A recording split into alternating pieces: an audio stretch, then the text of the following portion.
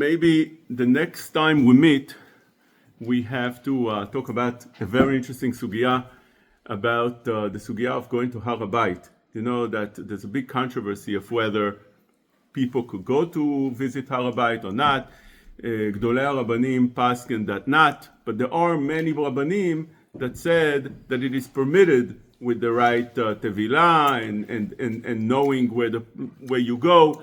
It's a very big controversy, and it's worthwhile learning what's the ins and outs, why those that say it's permitted, what those that say that it's not, even without knowing, even without trying to go towards what the halakha is, but just learning what's the controversy, what's the meaning behind each opinion. And it's a very interesting topic that we can learn a lot about the Beit HaMikdash, about Har HaBayit, about different elements of the coming of people that yearning so much to go and visit this holy place.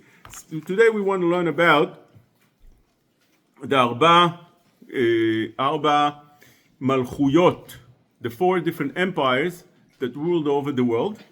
And it's a perfect time to learn about it because I don't know if you have that feeling, but it seems like the world is coming to an end. Mamash seems like the world is coming to an end. If you take a look at Divrei HaNevuot of the Nevi'im, and even the Torah, and even Chazal, you'll see that everything is coming towards that moment.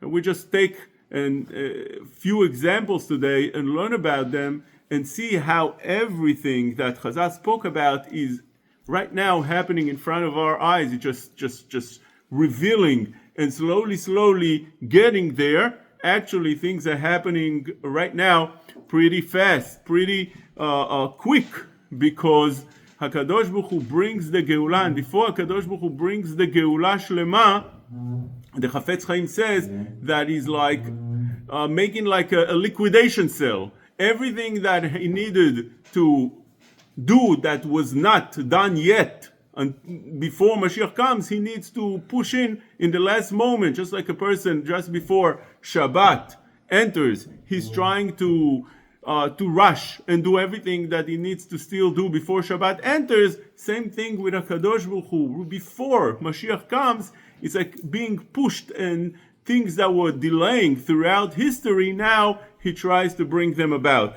So Arba Galuyot are mentioned in different places in the Torah. It's hinted in the Torah, and it's more clear prophecies in Daniel, as we'll see. But in the Torah it says, for example, in the Pasuk, right away in the beginning, V'aretz hayta tohu vavohu v'choshech al penei tehom. Ruach Elohim merachefet al pnei hamayim. So in Midrash Rabbah, it says, Rab Shimon ben Lakish says that what does it mean? This pasuk, it's talking about the Arba Galuyot, or not necessarily you can call them Galut, you can call them empires. Well, it's the same thing, because at the time that those empires were ruling over the world, reigning over the world, Am Yisrael were in exile. So Haaretz hayta tohu vavohu, that's referring to Galut Bavel, Babylonian, were the first empire mentioned in Divrei Chazal, and they were the ones that destroyed the first Beit HaMikdash. Then Vavohu, that's Madai Uparas, right? Madai Uparas is considered one because Madai was there only for a very short time, and then Paras took over, but they were the same type of Galut. Choshech, that's all, we all know that that's referring to Yavan, Galut Yavan, that's considered Choshech shechshicha enei Yisrael begzorotehem. And then Al Pnei Tehom, that's the last Galut, that's the Galut of Rome. Rome is Roma, that's Edom, that's the Galut that we are in right now.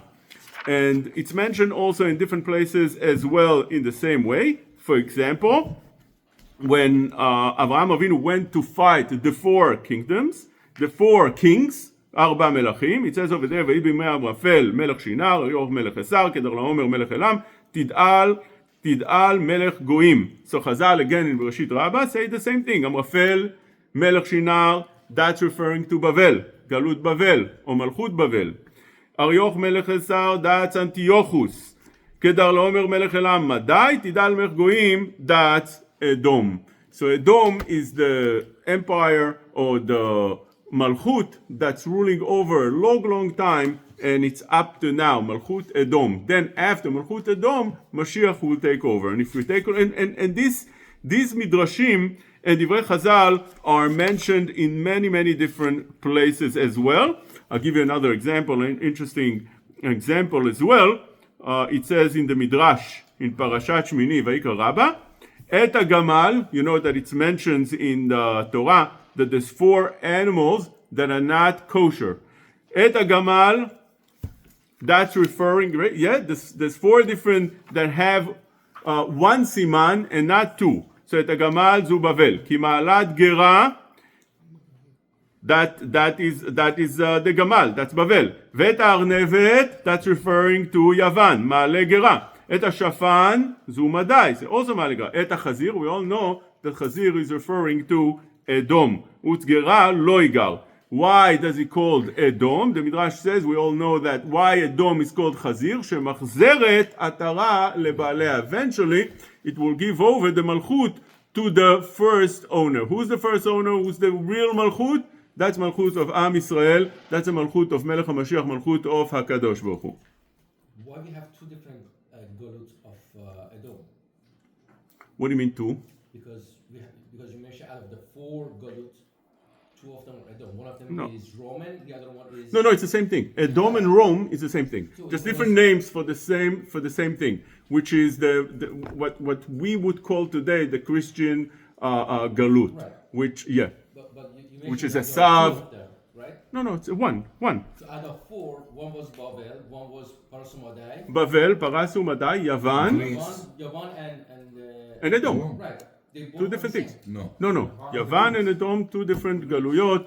It's Rome that destroyed the Beit HaMikdash, and we in Galut until today. They both are Christian. It's a No. different. Yavan had a totally different. They had a different essence. They tried to, as you can learn in Hanukkah, they had a totally different agenda of what to do in the world. Nothing to do with religion. It wasn't a religious malchut. Rather, they were trying to bring in what Chazal call "Echshichu einayim shel Israel." They tried to bring all different types of ideas, nothing to do with religion. Okay, but it's different malchuyot. Now, let's see the nevuot that are mentioned in Daniel. Up to now, these are hints that are written in the Torah, that Chazal drew out of them these basic ideas. But if you learn the nevuot in Daniel, they're much more clearer. These nevuot openly speak about the galuyot. Also, in Daniel, in Perek Bet and Perek Zayin, we find in Perek Bet, we find in Daniel that Nebuchadnezzar had a dream, and he didn't know how to interpret the dream. He called up his wise people, and he told them to help him interpret the dream. They told him, what is the dream? And he didn't remember even what he dreamt. So he told them that they have to tell him the dream, and that they have to tell him also the interpretation. And they couldn't do that. He was getting ready to kill all of them, until Daniel came along and said that I could help you out. I could tell you what's the dream. Obviously, Daniel was a Navi, so he was able to know things that others couldn't know with their wisdom. Daniel was not just a wise person, he was also a Navi, a prophet. So he told him about his dream. And in his dream he saw a statue that was divided to 4 parts. And the statue had the head made out of gold, the body, which means the stomach, made out of silver. Under the stomach, up to the leg, it was made out of copper, nechoshet. And then the feet, the legs, were made out of metal, iron. But when it came to the feet themselves and the fingers, some were made out of metal, iron, and some made out of clay. That was the dream. That's what he told Nebuchadnezzar. And now he told them that the head is referring to him, the Malchut of Nebuchadnezzar, Malchut Bavel. And then after him, there will be other Malchuyot as well. As the Mefarshim explain, those the Malchuyot that we explained before, the Zahav, again, which is the head, that's referring to Malchut Bavel, Babylonian, that was Nebuchadnezzar, which was considered the top Malchut, which is made out of the gold and is the head. After that, there would be the silver, which is Paras Umadai. After that is Yavan, that's the copper, that's the under the stomach. And you have the last one, which is the legs, which is Malchut Rom today. But what are the feet? The feet had fingers, the toes, that some are clay and some are metal. So that metal, we already know that it's Rome. But what are the clay? So the Farshim explain that it's referring to Malchut Ishmael. This is where Ishmael comes about. And really, when we take a look at the four Malchuyot, a question could be asked, why is Ishmael not part of those Malchuyot? Ishmael are very, very populated, big nation, and they have they have places around the world, especially in the Middle East and Africa. So and today they are settled throughout the world in almost every country in the world, or every country in the world, and they slowly taking over and becoming real crucial part of every country in the world. Why are they not considered part of the Malchuyot? So if you take a look at the Ibn Ezra does learn that the Malchut Revi'it that we mentioned, the Galut Revi'it that we mentioned, is referring to Malchut of Ishmael. That is in the list of four Malchuyot. The Rav Saadia Gaon writes that it's a share Malchut between Edom and Ishmael. If you learn it that way, we can clearly understand the Nevuah of Daniel, that in the last part of the body of the pesel, of the statue, he had over there clay and metal. That is a share Malchut between Ishmael and Edom. But the Ramban writes on the Ibn Ezra that it's not true.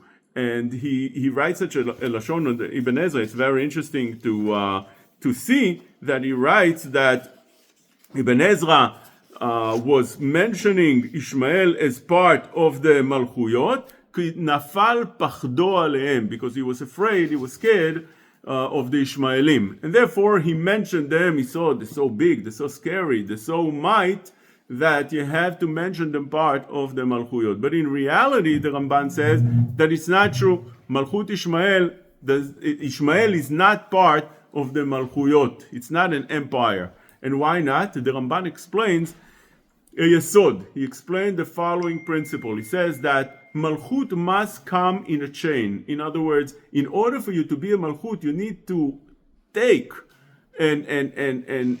take over the Malchut from your previous, from the previous Malchut. You have to take it over. You have to make like a coup and or win them over or conquer them and take over the Malchut. Ishmael never did that. He never took from anybody the empire. In other words, in the chain of empires that we mentioned, 4 different Galuyot, those don't have Ishmael in them taking them over and ruling all over the world and becoming the largest and strongest nation, and they're completely out. Okay, so if you don't mention them as part of the Malchuyot, therefore they can't be mentioned also in the Nevuah of Daniel or anything else. Now, let's explain how the Maharal Miprag explains this, which is very, very interesting. He says like this: why Ishmael is not, for instance, part of the Malchuyot as we just explained, or even get the 5th Malchut? Why they don't get to be part of that chain? He says, because you need to realize what happened throughout history. Am Israel were the one that's real Malchut. Real Melech in the world was who? Avraham Avinu. When Avraham Avinu revealed that HaKadosh Baruch Hu is the king of the world, that HaKadosh Baruch Hu is the God, there is a God in the world is not running without a creator.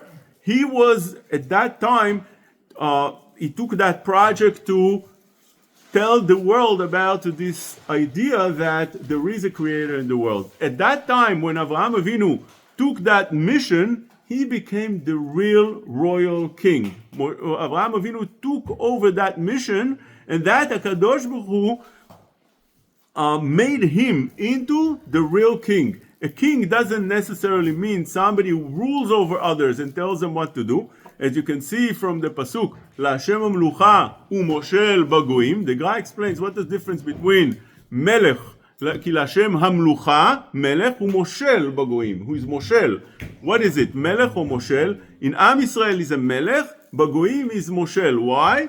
Because there's a difference between melech and moshel. Melech is somebody that you want him to take over. You want him to be a king. You want him to lead you. Moshel is not somebody that you would want him to lead you, but he is by force making you his slave, putting you under his reign.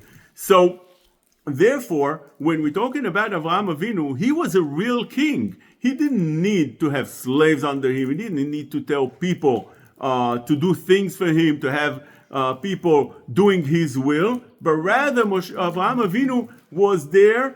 He was very, very influential. He was very, very famous throughout the world. He was a real king that people wanted and were attracted to his message. And therefore, Kadosh Baruch Hu announced that he is the king. He's a spiritual king.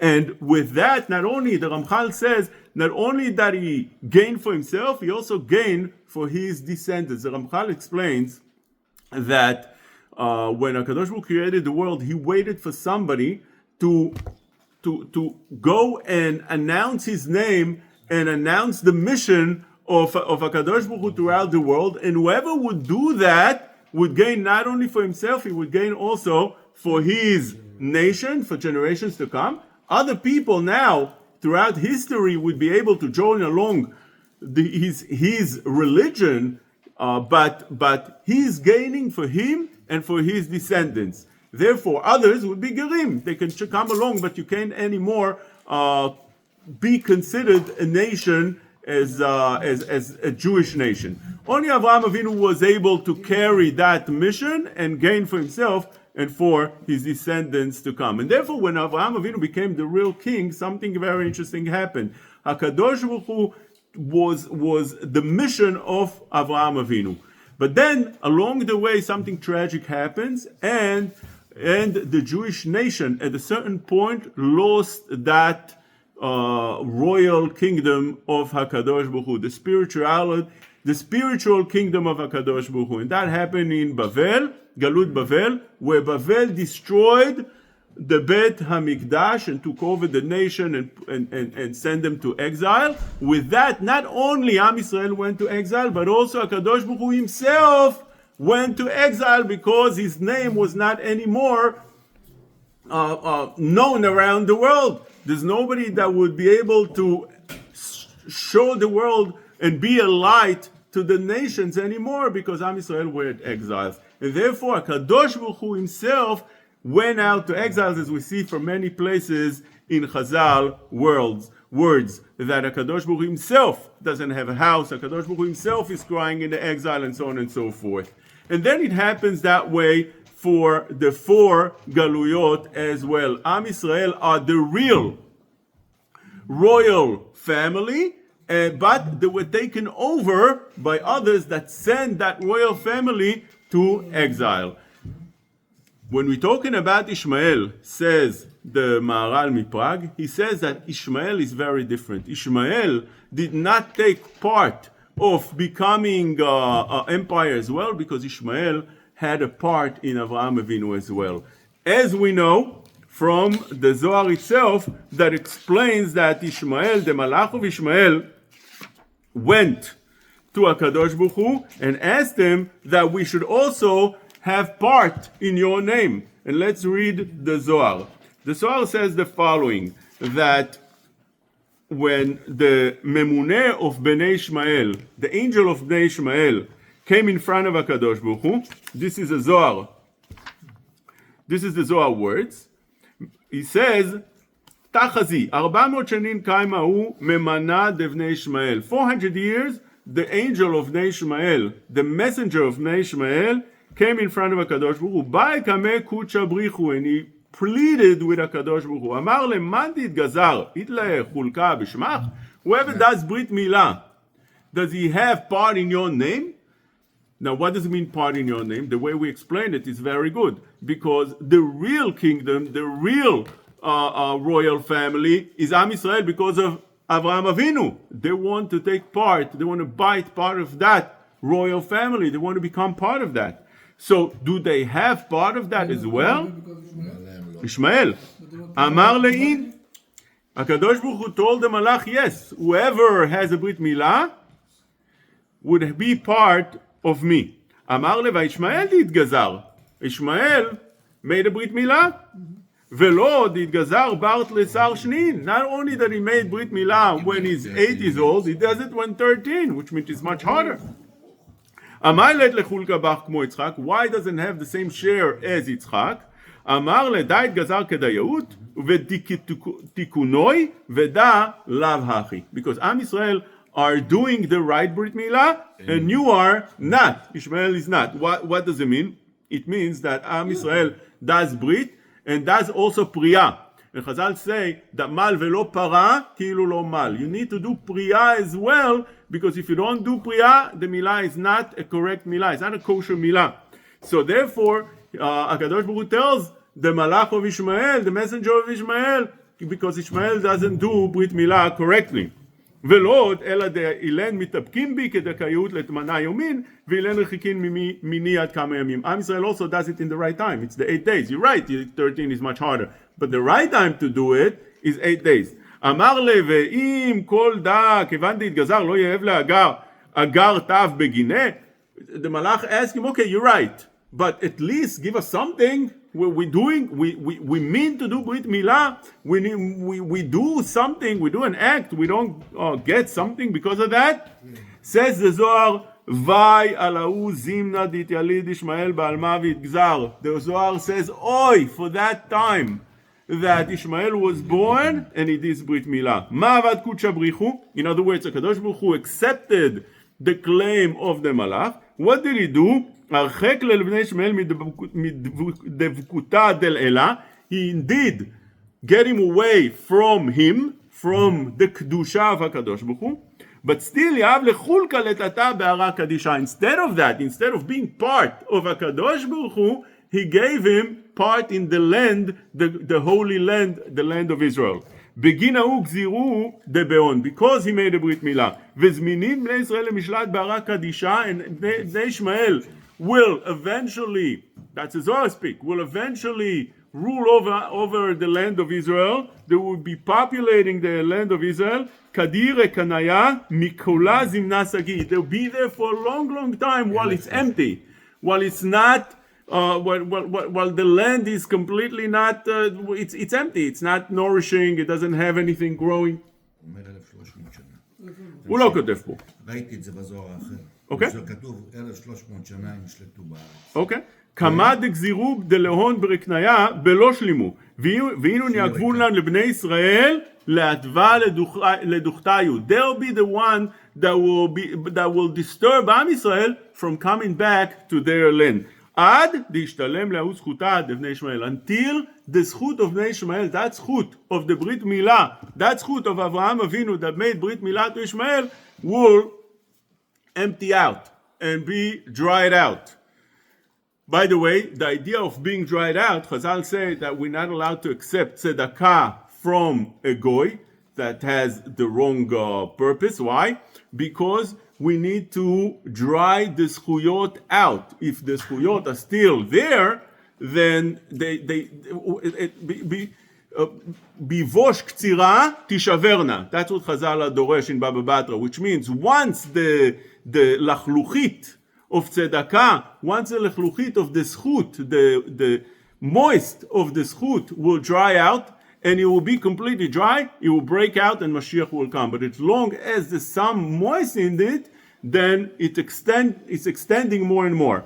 ועתידין זמינין בני ישמעאל היתרה קרבה תקיפה בעלמא. בני ישמעאל will make very forceful wars in the world. ועתידים בני אדום עליו, ולהתקנשה בני אדום עליו. And בני אדום will be on top of them, will go to fight them. In other words, like this, if you take a look at the Nevuah of Daniel, in the end, as we said, there will be metal and there will be clay. And the Mefarshim explain over there, why is that? Because sometimes they will get stronger and sometimes those will get stronger.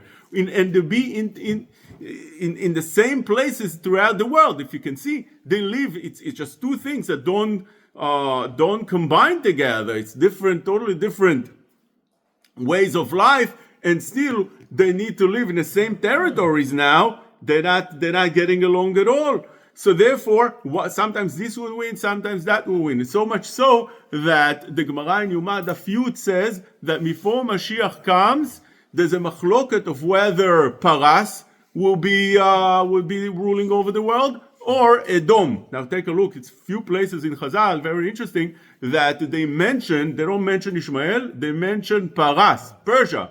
So the way it's brought down in the Mefarshim and in Chazal is that Ishmael are Persia. Up to, 20 years ago maybe, or even less than that, Persia was just a regular country. There would be Iran, there would be Iraq, there would be other countries, Jordan. Nobody was stronger than the other. Iran was not an empire, was not strong, was not influential. It's only after the revolution, the Iranian revolution, right? How long ago was that? 1978, 1980. And in the beginning, they were pretty weak. No, So actually, they were much stronger. they're stronger. were But they were stronger, influential around the world? After the revolution, well, they were the strongest country in the whole Middle East. After the revolution, they got into a war with Iraq for 8 years. And they got weakened. Very, very weak. Right. But then they came back. Okay, but now we can understand that they are the one that's leading Ishmael vision in the world. They are the one that's taking their purpose, their agenda throughout the world, not only in the Middle East, throughout the world, becoming influential around the world. And this is what it says over there as a machloket, who in the end of days will rule over who. Zminin b'nei Ishmael itarak ravat kifin ba'alma. They cause a lot of wars around the world, not only in Am Yisrael, around the world. L'itkansha b'nei Edom alayu. B'nei Edom will go to fight them. V'tarvu krava ba'u. They'll have war in 3 different places. Chad al yama, one in the sea, Chad al Yabeshta, one in the land, Vechad Samuch Yerushalayim. Unbelievable. One near Yerushalayim. V'yishletu ilen beilen. One will win over the other, sometimes this and sometimes that. Ve'ara kadisha lo itmesar levnei Edom. But the land would not be given over to Bnei Edom. Now, I don't know how it's going to play out, but it's so interesting because before Am Yisrael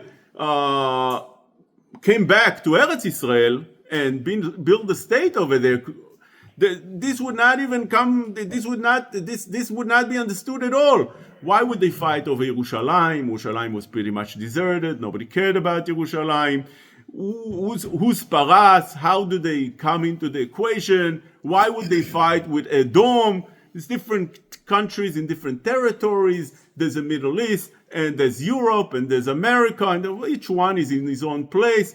Now everything seems to make so much sense, and this keeps on going over here in so many different Ma'amarei Chazal that explain that at the end of time, which we seem to be mamash, all these nevuot are coming about at the end of time, these very instances and that we open the news and we hear are playing out so accurately with what Chazal explains, something that really should give us a chizuk, because the Torah says that in the end of time, while everything will be so forceful, fights here and fights there, Am Israel would say, where do we go? Where do we go? They would not know where to run.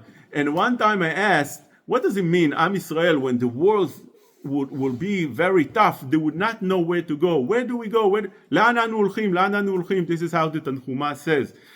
The Ramban explains that throughout history, listen to this Ramban, he explained that throughout history, Am Israel always were persecuted one place, but they were able to run and escape somewhere else. And this is what it says in the Tzav, והייתה המחנה עד פלטה, והמחנה הנשאר לפלטה. In other words, they would persecute Am Israel in one place, but they would be able to escape to a different land, and over there they would find security for the meanwhile, for few generations. But now, Chazal explained that in the end of days, they would say, לאן אנו הולכים? לאן אנו הולכים? There's no place to go. What does that mean? The idea is that there's a difference between the Malchut of Edom and Ishmael. Edom, you will always be, because היה המחנה הנשאר לפלטה, he's talking about Esav, that's Edom. מן האדום האדום הזה. עליתני נא מן האדום האדום הזה. Esav הוא Edom. Edom, you would always have persecution in one country or one continent, but you can go to a different place. But we're talking about Ishmael in the end of days, they'll be all over. Al pnei kol echav yishkon is all over, and there would be a brutal prosecution throughout the world that you wouldn't know where to go. And therefore, the Rambam, he writes to Igeret Teman. Igeret Teman, he writes to the Temanim that were persecuted by the Ishmaelim, and he writes the following words. ואתם אחינו ידוע לכם שהקדוש ברוך הוא הפילנו במאמרות עוונותינו בתוך אומה זו שאומת ישמעאל שראתם חזקה עלינו. These people are extremely vicious and bad. והם מתחכמים להרע ולמוס אותנו. And they מתחכמים means they manipulate in order to cause us harm. What does it mean manipulate? You have so many different manipulations today. For instance, Al Jazeera. You open Al Jazeera, you listen to it. It makes sense. The Jews are so bad. The Israelis are so bad. They're doing so much harm. And you listen to it and you get convinced by them. You get convinced by them. There's so many different ways that they're convincing the world. They're manipulating against the Jews. כמו שגזר עלינו יתברך ואויבינו פלילים, שלא תעמוד על ישמעאל ומה יותר אויבת ממנה. There would not be worse enemy that would cause us more harm than the ישמעאלים. ולא אומה שהראה בתכלית הרעה לדלדל אותנו, להקטין אותנו ולמוס אותנו כמוהם. That we don't have a nation that was trying to harass us and prosecute us like them. And that's what David HaMelech, when he saw this, he had מצועק ולקונן בלשון האומר מרעת בני ישמעאל ואמר אויה לי כי גרתי משך שכנתי מועלי קדר. David HaMelech says, Oy, that I live together with the Ishmaelim. Kedar, what's Kedar? It says the Rambam in Igeret Teman, ורוח זכר קדר. David HaMelech mentioned specifically Kedar. Why? משאר בני ישמעאל. Out of all בני ישמעאל, he mentioned the city of Kedar, לפי שהמשוגע, ובבני קדר, כמו שהוא מפורסם מייחודו. Because their leader, Muhammad, came from Kedar. So David HaMelech was complaining about the people of Kedar. And he says, אנחנו בינינו סובלים שיבודם וכזביהם ושקרותם למעלה מיכולתנו. אין ביכולת האדם כוח לסבול. It's impossible to survive the torture and the suffering from those Ishmaelim. ואם כל זה לא נוכל להינצל מרוב רעתם ופחזותם בכל זמן, כל שאנו רודפים שלומם, the more we're trying to make peace with them, הם רודפים אחרינו בחירום ובמלחמה. The more they're trying to kill us, the more they're causing war. כמו שאמר דוד המלך, אני שלום וכי אדבר הם על המלחמה. And that's exactly what's happening. As long as you give them the ability, the opportunity, the possibility, they go after you. They go after you. That's what it is. When you think that if you become nice, it would help, the nicer you become, that's what happens. And by the way, it says over here, וכמו שהוכיחונו רבותינו לשאת כזבי ישמעאל ושקרו לשתוק ממנו, which means we have to tolerate throughout the exile the lies of Ishmael. What's the lies of Ishmael? They try to make a peace treaty. You think it's a real peace treaty. They come in the back and stab you. And this is something that comes from their leader, because they made the Treaty of Hudaybiyah. What was the Hudaybiyah? You all know that the city of Khaybar, they made peace with Muhammad in order that, I think for 10 years, that they're not going to attack him and he's not going to attack them. But after, I think, 2.5 years, when he became stronger than them, and they didn't know, they were completely like on business trips and doing their work in the fields, they didn't think that he's going to attack them. And once he found an opportunity, he went and he slaughtered all of them in the most brutal way and burned them and killed them and beheaded them. And this is the message that they learned, Ishmaelim, from that story, because everything Muhammad does is obviously divine. So you have this is something that you can learn from and do the same and duplicate. And therefore, when they do a peace treaty with us, I think when Mubarak did a peace treaty with Israel, with Begin, so they asked him, Sadat, with Sadat, with Israel. So they asked him, how do you make peace with the Kafir? So he said, no, it's a piece of Hudaybiyah, peace treaty of Hudaybiyah, which means it's a temporary peace treaty until we become stronger than them. So we need to realize that everything that the Torah speaks about from so long ago comes in front of the table now in such a authentic, is such a way that you see that everything is so emet, and you see that it's coming towards the end of days. So Be'ezrat Hashem, this end of this year should be Tichle Shana V'Kiloteh, when the new year comes, Tachel Shana V'Birkotea, bracha of Mashiach that comes, that these ideas that we saw over here, Be'ezrat Hashem, should be in front of our eyes, that we should see the Geulah Shlema.